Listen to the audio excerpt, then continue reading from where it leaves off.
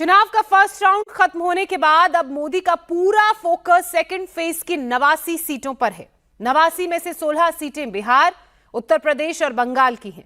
केरल की 20 सीटों पर राउंड 2 में वोटिंग होगी, जिसमें वायनाड भी शामिल है, जहां से इस बार राहुल गांधी पिछली बार की तरह चुनाव लड़ रहे हैं। दूसरे चरण के लिए मोदी धुआंधार प्रचार कर रहे हैं। मोदी उन सीटों पर मेहनत कर रहे हैं जहां बीजेपी को मजबूत करना है। 4 जून को क्या होने वाला है, क्या रुझान आ रहे हैं, आप हमारी इस रिपोर्ट में समझिए। क्या नरेंद्र मोदी को 24 का रिजल्ट पता है? मोदी के पास पहले फेज की 102 सीटों का ऐसा कौन सा डेटा है? राउंड 2 में 13 राज्यों की 89 सीटों पर क्या होगा? क्या मोदी को इसका फीडबैक अभी से मिल गया है? एक तरफा मतदान हुआ है। इंडी अलायंस को पूरी तरह नकार दिया।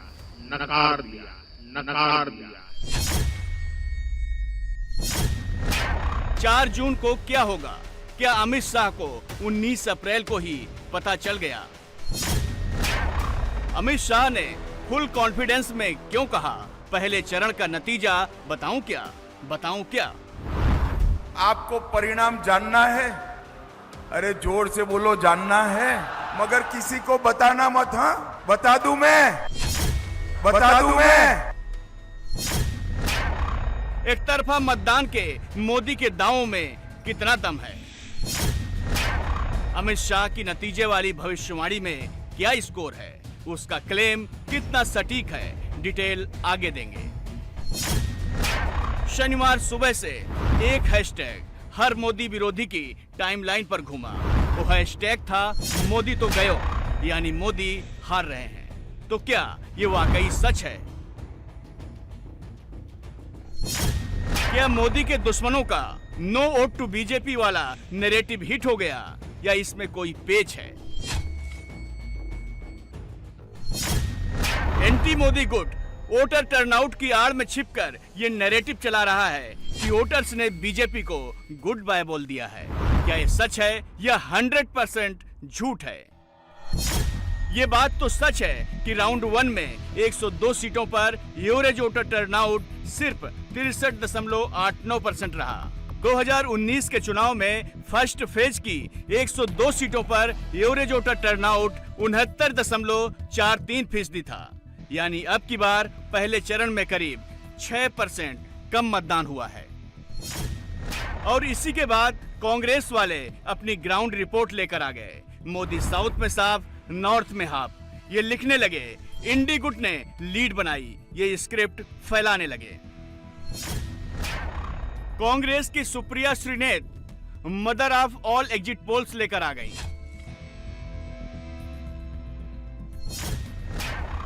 यूथ कांग्रेस के अध्यक्ष ने राउंड 1 के बाद किए मोदी के पोस्ट को एडिट करके उसमें एनडीए की जगह इंडी का नाम फिट करके माहौल बनाना शुरू कर दिया।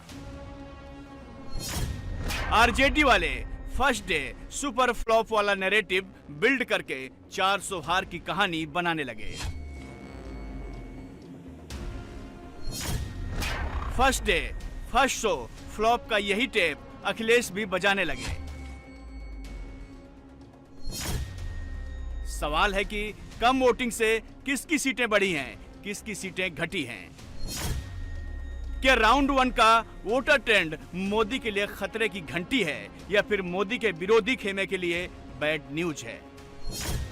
इसका एक जवाब नरेंद्र मोदी के इस सोशल मीडिया पोस्ट में है, जिसमें उन्होंने खुल्लम खुल्ला कह दिया है, पहले चरण का रुझान देख इंडी अलायंस वालों की नींद उड़ गई है। मोदी ने तो ये तक कह दिया है कि 4 जून के बाद इंडी वाले एक दूसरे के कपड़े फाड़ने वाले हैं, एक दूसरे के बाल नोचने वाले हैं।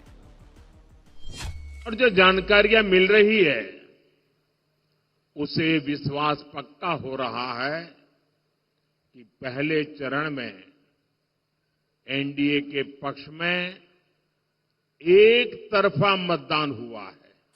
वोटर भी देख रहे हैं कि कैसे इंडी अलायंस के लोग अपने स्वार्थ में अपने भ्रष्टाचार को बचाने के लिए एक साथ आए हैं। और इसलिए खबरें यही है कि पहले चरण में वोटर्स ने इंडी अलायंस को पूरी तरह नकार दिया है। 4 जून के बाद इंडी गठबंधन आज जो 25% सीटों पर बिखरा है, लड़ाई अंदर अंदर लड़ रहा है, 4 जून के बाद वो 100% एक दूसरे के कपड़े फाड़ने वाले हैं, एक दूसरे के बाल नोचने वाले हैं। मोदी एनडीए के फेवर में बम्पर मतदान का जो दावा कर रहे हैं वो ऐसा अपनी रिपोर्ट के आधार पर कर रहे हैं, मगर कम मतदान का होना कहीं मोदी की पार्टी के लिए चिंता का विषय तो नहीं है। विरोधी तो अभी से इसका ढोल पीट रहे हैं। लेकिन क्या हाई और लो वोटर टर्नआउट का चुनाव नतीजों पर ज्यादा फर्क पड़ता है? इसे कुछ फैक्ट से समझिए। 1951-52 से लेकर 2019 तक देश में 17 लोकसभा चुनाव हुए। पहले चुनाव को छोड़ दें तो 1957 से 2019 के बीच 16 लोकसभा चुनाव में वोटर टर्नआउट 6 बार कम हुआ और 10 बार बढ़ा। बावजूद इसके इस पीरियड में 8 बार उस पार्टी को जीत मिली जो पहले से सरकार में थी और 8 बार ही नई सरकारें आई। उदाहरण के तौर पर जिन 10 मौकों पर वोटर टर्नआउट बढ़ा उनमें से 4 बार मौजूदा सरकार को हार मिली और 6 बार मौजूदा सरकार ही जीती। जिन 6 मौकों पर वोटर टर्नआउट कम हुआ उनमें भी मौजूदा सरकार को 4 बार हार मिली और 2 बार जीत मिली।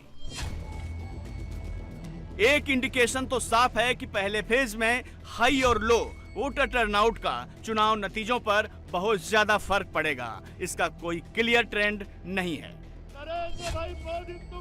मगर मोदी कोई रिस्क नहीं लेना चाहते, कोई चांस नहीं लेना चाहते। इसलिए राउंड 2 से पहले अपनी पार्टी को भी और विरोधियों को भी कमर कसने की नसीहत दे रहे हैं और मतदाताओं से बार बार कह रहे हैं जिसको भी मत देना है दीजिए, मगर वोट जरूर कीजिए। वैसे अगर मोदी के शब्दों पर गौर करेंगे तो समझ जाएंगे मोदी क्या कहने की कोशिश कर रहे हैं और क्यों कह रहे हैं। एनडीए के भव्य विजय की पहले चरण में साफ साफ आपका सहयोग के बावजूद भी लोकतंत्र के लिए मैं फिर आग्रह करूंगा कि भारी मतदान होना चाहिए और मैं राजनीतिक क्षेत्र के सभी दल के कार्यकर्ताओं को कहूंगा, भले आपको लगता हो आज कि भाई अब चुनाव हारने वाले क्यों मेहनत करें, मैं उनको भी कहता हूं लोकतंत्र के लिए मेहनत कीजिए। अरे आज नहीं तो कल, कल नहीं तो परसों, परसों नहीं तो नरसों, अरे कभी तो मौका आएगा। ऐसे निराश हो गए क्या बैठ गए हो?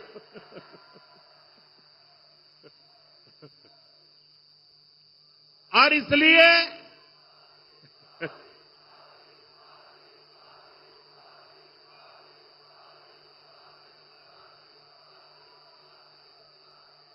जिनकी हार सुनिश्चित है उनके कार्यकर्ताओं को भी मैं हौसला बुलंद करते हुए कहना चाहता हूं कि आप मतदाताओं को जरूर मतदान करने के लिए प्रेरित कीजिए। मोदी की बातों का मतलब ही यही है कि उनके वोटर्स तो घर से निकल रहे हैं, विरोधियों के वोटर्स अभी से हार मानकर बैठ गए हैं। वैसे एक बात यह भी है कि बीजेपी के केस में वोटर टर्नआउट का बढ़ना हमेशा अच्छे संकेत ही रहे हैं। इसे आपको कुछ डेटा से समझाते हैं। 2014 के चुनाव में बीजेपी ने 77 सीटों में से 61% सीटों पर जीत दर्ज की, जहां वोटर टर्नआउट में 3% से ज्यादा का इजाफा हुआ था। हाई वोटर टर्नआउट को आमतौर पर एंटी इनकम्बेंसी से जोड़कर देखा जाता है, लेकिन बीजेपी के केस में यह फेवरेबल है। और ये कैसे है, ये समझने के लिए आपको राजस्थान के विधानसभा चुनाव का एक आंकड़ा दिखाते हैं। 2023 के राजस्थान विधानसभा चुनाव में 74.62% वोट पड़े और बीजेपी की सरकार बनी। 1998 के चुनाव में जब 63.39% वोटिंग हुई तो राजस्थान में कांग्रेस ने 153 सीट जीती और बीजेपी ने 33 सीट जीती। 2003 में वोट परसेंटेज बढ़ा, 67.18% वोटिंग हुई, कांग्रेस को 56 तो बीजेपी को 120 सीटें मिली।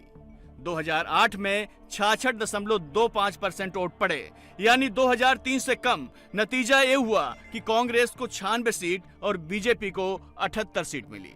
2013 में वोट प्रतिशत फिर से बढ़ा, तब 75.04% वोट पड़े, कांग्रेस को 21 और बीजेपी को 163 सीटें मिली। 2018 में वोट परसेंट फिर से कम हुआ, उस वक्त 74.06% मतदान हुआ, कांग्रेस को 100 और बीजेपी को 73 सीटें मिली।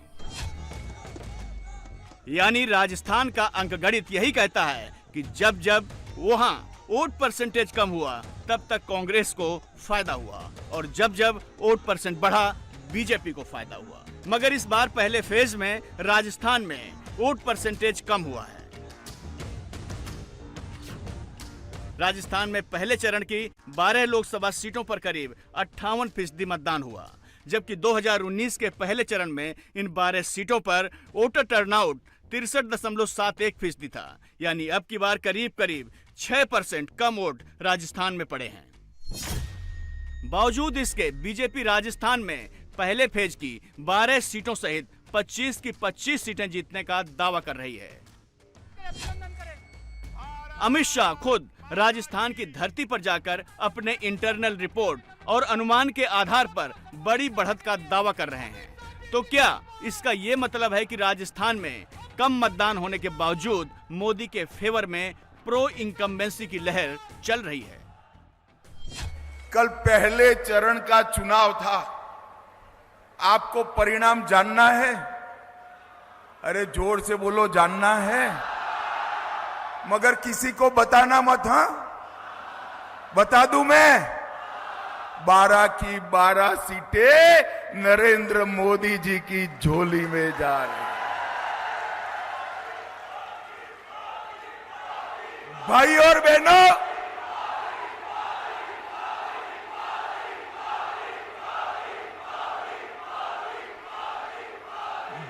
बहनों, राजस्थान क्रिकेट की भाषा में कहूं तो हैट्रिक कर कर तीसरी बार 25 की 25 सीटें नरेंद्र भाई को देने जा रहा है। मोदी के दुश्मन लो वोटर टर्नआउट से ही खुश हुए जा रहे हैं। 2004 रीलोडिंग वाला पर्चा घुमा रहे हैं। राहुल शुक्रवार को कहीं नहीं दिखे, वो सोशल मीडिया पर ही अपना नैरेटिव बनाते रहे। शनिवार को कैमरे पर आए तो वहीं लोकतंत्र बचाने के लिए मोदी को हराना है। 400 नहीं, मोदी को तो सिर्फ 150 पाना है। फुल वॉल्यूम में बस यही एजेंडा चलाते रहे। ये जो बीजेपी के लोग बोल रहे हैं कि इतनी सीटें आएंगी उतनी सीटें आएंगी, मैं सीधा बता देता हूं आपको, इनको 150 से ज्यादा नहीं मिलने वाली है। ये जो भी कहना चाहे कह लो, 150 से एक ज्यादा नहीं आने वाली। देखिए, ये जो चुनाव है ये संविधान को बचाने का चुनाव है। आरएसएस के लोग, बीजेपी के लोग संविधान को खत्म करने की कोशिश कर रहे हैं, लोकतंत्र को खत्म करने की कोशिश कर रहे हैं और इंडिया गठबंधन लोकतंत्र को और संविधान को बचाने की कोशिश कर रहा है। बिहार के भागलपुर में राहुल तेजस्वी का ज्वाइंट फोटो सेशन हुआ, मगर तेजस्वी का फोकस इस बात पर नहीं था कि आरजेडी की सीटें कहां से आ रही हैं।